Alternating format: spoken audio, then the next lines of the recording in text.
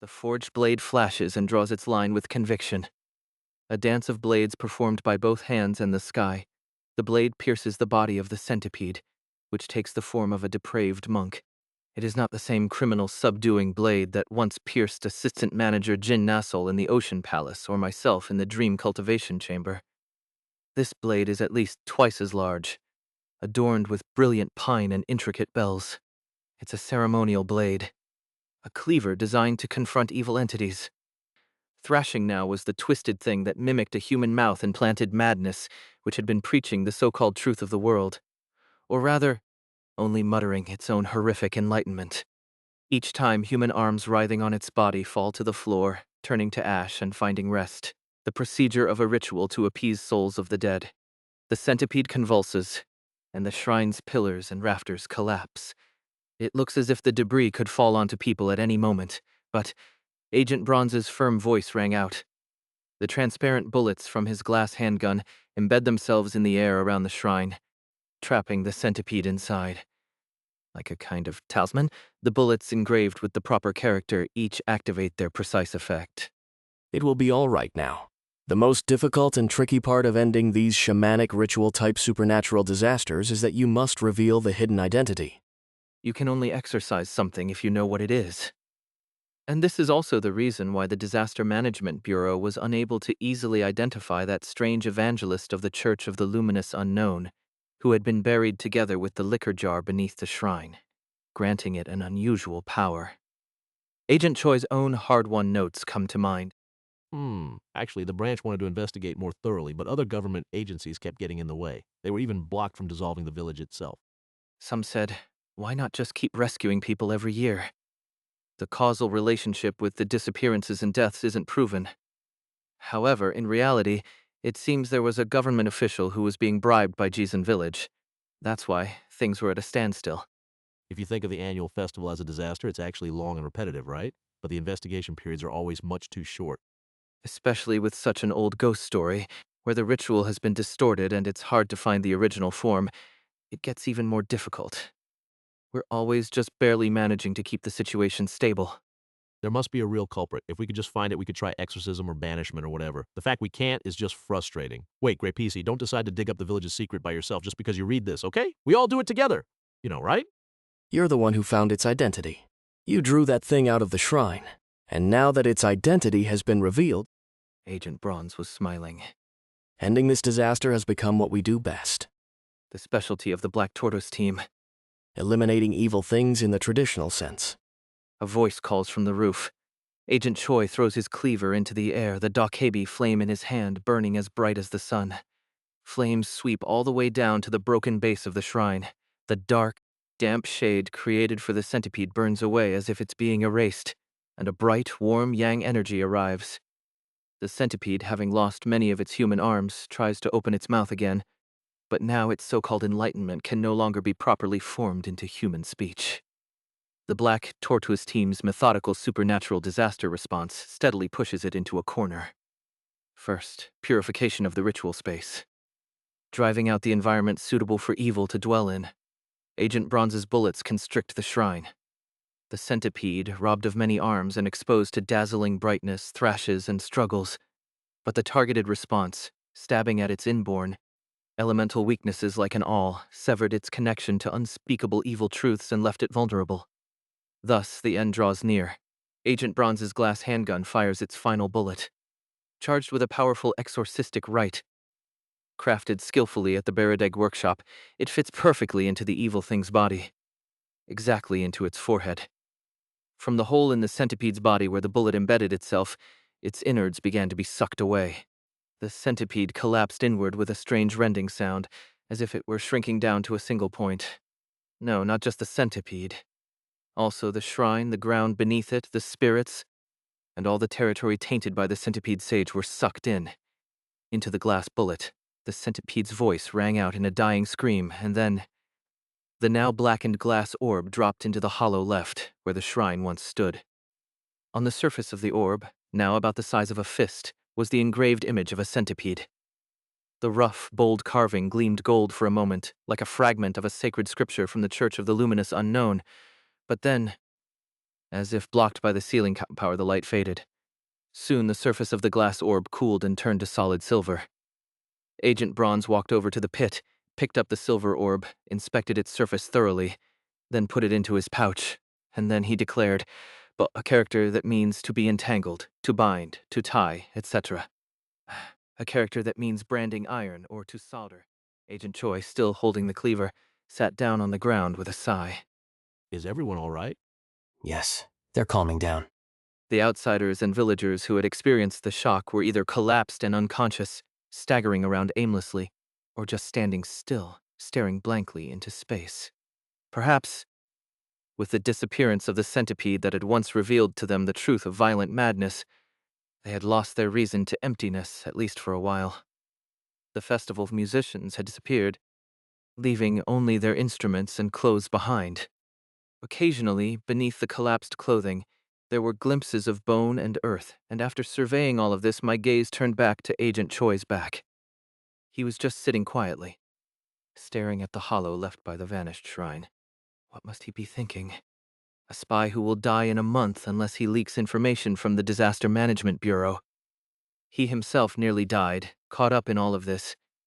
But after preparing everything in a single day and coming down to the countryside to save that spy, staking his life to fight the centipede. What must a man like that be thinking? I didn't want to know. The thoughts that would come to mind after realizing it, the tasks I would have to face, felt too exhausting. That's how it had been. But now, for a brief, flickering moment, I kind of want to hear his answer. Want to come over here? With no thoughts at all, I walked toward him. Agent Choi didn't look back at me, but as I drew closer, he reached a hand behind his back. Everything's done. Let's go back. Agent Choi pulled me up effortlessly as he stood. There was the same smile on his face as before when he turned to look at me, and then he started making a fuss. Ugh, my whole body aches. I take one day off and our kid gets himself abducted. This is why I can't ever rest. It's not your fault, is it, Grey PC? The caller was out of his mind. Unpredictable incidents happen. But don't do anything too reckless next time. As if, of course, there would be a next time. It was strange, but for some reason I felt a little better about the situation. Even though nothing was really resolved or progressed, my head felt a little clearer. All right, that's how Black Tortoise Team 1 should be. Agent Choi patted me on the back and then headed over to see the orb Agent Bronze had secured. I took a deep breath in and out. For now, I survived today. And having watched Disaster Management Bureau agents seal a bizarre entity through traditional exorcism, maybe it's not such a bad day after all. Everyone survived too. My heart felt noticeably lighter. The bright Dokebi flame had disappeared, but the sun was shining in the sky. Then, as I looked down, I saw the people who had carried my palanquin lying collapsed next to the now empty shrine area. But there were only 3. I turned my gaze to where the rescue caller had been standing. Baek Sehyun was one of the people carrying the palanquin, and he had originally stood to the left of the shrine. He was gone before I knew it. He must have run away the moment things started going awry. Not that strange, really. No, in this case, that was actually the wisest choice. Still, now that I was feeling a bit better, it did feel a little annoying. A certain someone shoved me into the place where he was supposed to die, and left me to suffer like a dog. Still, it was true that taking the risk of being caught and staying up all night to share what he knew about the village did help. Now that guy probably doesn't have to come back here, either. No, I told you already. I have to come back every year. Even if I try to run away, I'll just go mad and hang myself. According to what Baek Sehyun said at dawn, it seemed the villagers had to periodically visit Jizan village to escape the madness of the truth of the world. No matter how much they soaked the centipede sage in liquor and pressed it down with a stone and enshrined it in the shrine, they'd already had too much contact with it. But now that the original source, the centipede, was gone, things would probably be better. At least, one could hope. I was about to look away when I noticed something odd. There was something left in the spot where Baek Sehyun had been. I shifted slightly and picked up the item. A note. No, something like a small paper boat, folded out of paper. Thinking I'd check it out later, I put it in my pocket. And when I turned my head, I made eye contact with Agent Choi, who had been watching me. Agent Choi turned his head away with a smile and said casually, Lucky I made it on time, right? I really rushed over as soon as I finished getting ready. If you hadn't been at Seoraxon, you could have come even sooner. Seriously, why'd you take your day off to go there? To recuperate in a place with good air and clean water, I guess. Anyway, there he is, the real MVP who made sure we got to Grape Sea in time. Agent Choi pointed somewhere, and at the end of his finger was Assistant Manager Unha. Yes, she's the one who told us the location of the shrine right away. Assistant Manager Unha had been waiting at the village entrance, and as soon as she saw them, told them exactly where the shrine was. Thanks to that, the agents were able to arrive before I could be enthralled by the centipede sage and become one of its arms. She must have been busy with her own work, too. I tried not to stare blankly. She recognized Bronzy right away. Oh, she's waving goodbye. When she met our eyes, Assistant Manager Yoon Haje nodded slightly, then melted into the crowd. Or at least, that's how she probably thought of it. And that's how I took it, but someone with sharp eyes might not see it that way. Because even among the dazed, hollow people, she moved with clear purpose. Agent Choi put a finger to his lips, squinting as he watched. She's heading toward the abandoned houses. He put away the cleaver and quickly straightened his clothes. Let's follow her. Her destination is a little unusual. That's a great job for going undercover. A chilling deduction. The assistant manager can't get found out. That would be a total disaster. After exchanging a few words with Agent Bronze, Agent Choi turned to look at me. He seemed to study me for a moment, then said, Grapes, you can go outside and rest if you want. If you don't mind, I'd like to go with you. Sure, let's go together. Even if he didn't, his kindness made my stomach twist a bit. Anyway, I hurried after the agents as they moved. We found Assistant Manager Un Haje half removed some of the wooden planks covering the well and was looking inside. Miss Civilian, are you looking for something right now? Assistant Manager Yoon Haje, who had been staring down the well, looked up at us with a slightly exasperated expression. Now you're acting like normal public servants. Seriously. Aren't you guys, like in the comics? That sort of thing? Well, if we're going to play the part, why not go for a 7? Haha, our dear agent here really likes that comparison, you know? Agent Choi grinned and patted Agent Bronze on the back, then put a finger to his lips. Agent Bronze closed his eyes tightly. Agent. Watching this, Assistant Manager Yoon Haje just shrugged. Anyway, don't worry. I don't plan to tell anyone about this. But I saw the agents exchange covert glances. Most likely, before long, agents from the Disaster Management Bureau's Vermilion Bird Unit would sweep into this village to clean up. In the process, they would probably carry out a large-scale, harmless memory erasure on the population. I could only hope that Assistant Manager Yoon Haje got out before then. Cold sweat ran down my back. Meanwhile, the agents got down to business. So, why were you looking at that well? Well, I heard there's a strange legend about this place. Something about it being connected to somewhere mysterious. Assistant Manager Yoon Haje took out a cigarette from her pocket, but quickly put it back as she spoke. I'd heard rumors that weird things happened during this village's festival, so I came to check it out. She tapped the well with her finger. Well, doesn't seem like there's anything particularly odd. Agent Choi nodded as if he meant to help with her investigation and pulled out a light source from his coat. A lantern inhabited by a dokibi. The red, flickering light brightened the shadows of the well for a moment. Here, let me shine a light for you. Do you really have to use that? Agent Choi replied with a smile. And you know, this lantern can also sense danger. See, the color changes, right? When it flickers this red, And when it flickers, it means there's something non-human nearby. The one who guided us earlier was definitely human, but you're not human, are you? The thing in the shape of Assistant Manager Yoon Ha lifted its head, that faint, gentle smile on her face. You're quick on the uptake. Hello, Agent. We've met before, haven't we? Agent Bronze hastily moved to defend, but Agent Choi held him back with a gesture. Even so, the being in the shape of Assistant Manager Haje spoke with a gentle, kind expression she would never normally wear. Ah. What I asked this person to do was definitely something else, but it seemed like she was heading somewhere strange. So I'm assisting her personally. Whether he was disguised or merely controlling her, it was him. Director Ho, wearing Assistant Manager Yoon Haje's appearance, was standing in front of us. By any chance, do you have something to say to me? He's trying to provoke us. We must not talk to Director Ho any further here. Agent Bronze was present. Agent Choi might break the binding right here. Even if not, it could drag in Agent Bronze. Or Assistant Manager Haje. Again. It was all happening again. I clenched my teeth, searching for a chance to cut in. Just as I was about to force my way into the conversation. Well, that's perfect. This'll be even easier. Agent Choi raised his cleaver and pointed. Agent Choi, what are you? It's been hard, hasn't it? It'll be all right now. What was he suddenly saying, and at a time? Right. Agent Choi really couldn't speak of last night's events to anyone because of the binding. That I planned to leak information from the Disaster Management Bureau. Even the fact that he himself was bound by a supernatural restriction. All of that is forbidden. I thought about it and realized there's something I can do. The restriction on talking about me was an exception. The fact that one of our agents is under a supernatural binding imposed by a supernatural being is not one of the prohibited topics. He could attempt to break that binding for me as much as he wanted. I had a hell of a time finding the right person at Searaxon. Agent Choi looked up at the sky. The back of my hand began to burn. Baek Sehyun's head jerked up. Just now, a tremendous crash had sounded behind him. Maybe something even worse was happening in the village. Fuck, is this the time to be thinking about that? Gritting his teeth, he forced himself to keep moving. He had to get as far away as possible, as quickly as possible.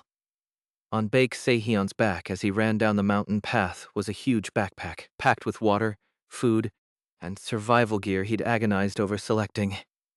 It was all stuff he'd collected and hidden in a secret place, planning to use it one day if he ever had to make a desperate escape from the village. He could hardly believe he was finally getting to use it. The bones left behind after the traditional band had collapsed and vanished. Among them, the bones that had once been his older sister. He should have left them behind. They were too heavy to carry. He knew it was a stupid thing to do, but he just couldn't bring himself to abandon them on the ground now. That was the only thing that occupied his mind.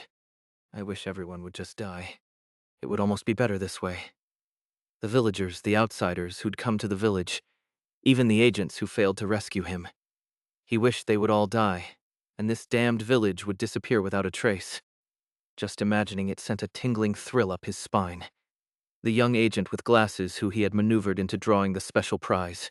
Surprisingly calm, never mocking or getting angry at him even once. Someone who, even after helping him, never demanded anything in return, and in the end kept his promise. The promise that both of them would survive, that he wouldn't betray him. A strange feeling stirred inside him.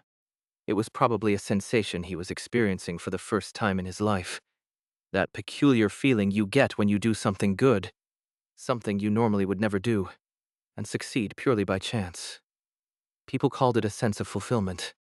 That must have been why, on impulse, he left behind the paper boat.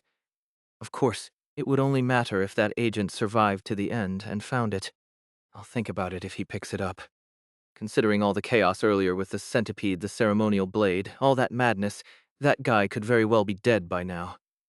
A bizarre, hair-raising pressure gripped the back of his neck, sending chills down his spine. Something was behind him. There was no doubt that something even stranger was happening in the village. In the end, Baek Sahan couldn't resist. He glanced back. His face went pale as a sheet, and he broke into a run along the mountain path once more. He never looked back again. The scene he'd just glimpsed. Crimson blood was pouring down from the sky. I collapsed to the ground. It happened automatically. I fell forward, both hands pressed to the earth. Red blood poured onto my head and the backs of my hands. Wretched beast, plague ancient fox spirit. A pain hot enough to make me scream suddenly flared in one hand. My left hand, the one that hadn't been severed. I feel like I'm going to die. I clawed at the ground with my hand. I could hear Agent Bronze and Agent Choi bickering. Isn't that the great tiger general of Daechongbong? Are you crazy? Summoning a supernatural entity that's not even friendly to humans. Later, just be quiet for now. I stifled my groans and hastily turned my head to the side. Director Ho, in the shape of Assistant Manager Yoon Hajae, Filthy, base creature. Let's see your true form. was smiling in the rain of blood. These people are my acquaintances. Elder, you need not concern yourself. Please, go on your way. Blisters bubbled up on the back of one of my hands. These people are my acquaintances, Elder. Please shout your greetings from beyond the threshold. The blisters burst and pus oozed out, marks of contagion. Your tail has been cut. These people are my acquaintances. Elder, why don't you sit on the porch and have a meal? The pus burst and trickled down. Assistant Manager Eun Hajae's body floated into the air. Her limbs twisted and contorted, as if bound by brute force, but her gentle smile did not change. Agent Choi pressed down on my shoulder. Leave only your hide behind. I don't want to, though. Through the flashes of lightning, Director Ho's face appeared. Leaving only your hide after death, huh? That's what tigers do. I really don't know what you're talking about. He was still smiling. They say a little knowledge is a dangerous thing. How frightening. But I'm no fox spirit. Is there any proof that I'm a fox or a ghost? How about this? Begone, evil spirit. Namu Amita Bul Kwanzium Bosel, Gop Gop Yorong, thy kingdom come, Father God. I'll even sprinkle salt and red beans. Lightning struck again. But it's not working. What a shame. It seems you've made a mistake. How unfortunate. A calm voice came from the one suspended in midair. A giant eye appeared amid the blood raining down from the sky. Director Ho's limbs twisted. Festering for so long. How vicious of you, forcibly tearing me and my acquaintance apart. That smiling face turned to look at me. What a pity, Soleum Nim. And in the next moment, the body of Assistant Manager Yun Haj, twisted unnaturally and suspended in midair, vanished as if it had never existed, and with it, Director Ho, who had possessed her. I started to speculate in confusion. Just how was he controlling Assistant Manager Yun Heije? What kind of binding had been placed on her? Was she all right now? At the same time, I looked up at the sky. The falling blood had stopped. I looked down at the back of my hand again. The blisters and pus had all disappeared, as if they'd been washed away by the blood. No, General. Didn't you say you'd make him grovel and pay his respects? But he ran off so easily. Agent Choi's throat was seized and he was lifted into the air. I hastily looked up at the sky and shouted, I'm sorry, and thank you. A child who knows manners. Something looked down at me and proclaimed one thing. One more details on the Tiger General in Chapter 201.2. I grant you permission. Something pressed heavily on my shoulders and back. Agent Choi raised his arm. There's already someone being served here. See, the Goblin Elder. At the end of his arm, the Elder's goblin lantern swayed. Now that your procession is over, you should enjoy a grand feast. Please return before the food gets cold, Tiger General. There was a sound like a feline beast snorting. The feast I was promised. Everything fell silent. The blood that had rained from the sky, the crashing lightning, all vanished as if it had been a lie. With a deep sigh, all three agents collapsed on the spot. Barely managing, I opened my mouth. Ah, the Daechongbong Mountain Guardian, the Tiger General King Bodhisattva. It's a bit complicated, but you can just think of him that way. He likes to be called that. At that moment, I realized exactly what kind of ghost story this was. Daechongbong Tiger General. This entity originates from the Bakodasal, or the great killing spirit of a white tiger. It is an aspect of the four pillars of destiny associated with great misfortune and disaster, specifically relating to the Hayongsal, which signifies punishment, bloodshed, and calamity. The Daechongbong Tiger General is a ghost story derived from these concepts. However, at the Supernatural Disaster Management Bureau, it was observed that, in cases where a person's four pillars contains this aspect, and they are engaged in professions involving blades, blood, or punishment, the effect can be advantageous rather than harmful. Based on this observation, a method was developed to utilize this ghost story to absorb misfortune or bad luck. For further details, refer to relevant exploration records here. First, one must ascend to Daechongbong Peak of Seoraksan, bearing the offering entirely by one's own strength. Agent Choi had done that. I struggled not to ask about it, and with difficulty changed the subject. But according to Agent Bronze, it didn't seem to be a phenomenon friendly toward humans. Technically speaking, it just doesn't care. If you prepare a feast with sincerity, it'll grant your wish if it's in a good mood. That the feast accepts even a human as an offering is the real problem here. Agent Bronze's eyes flashed. Agent Choi gave a faint smile. Hey, the Bureau is handling it all carefully. The General's been living a vegan lifestyle these days. And then, in the next instant, Agent Choi's gaze immediately turned to me. No, more precisely to the back of my hand, which had been cleansed by the blood rain. He tried to act casual, but I could see the tension in his eyes. It's really gone, right? Agent Bronze's eyes also fixed on the back of my hand. After what they'd just seen, It would be easy to guess that the being who had possessed Assistant Manager Yoon Haje's body might have left some kind of curse or misfortune on me. Agent Grapes, just what the... We'll talk in detail when we get back. For now, let's just say anything. I hesitated, then opened my mouth. With no resistance at all, the binding was broken. In a daze, I stared at the back of my hand, and just then, from outside the village, the sound of a bicycle bell began to ring, Here comes the Vermilion Bird Unit.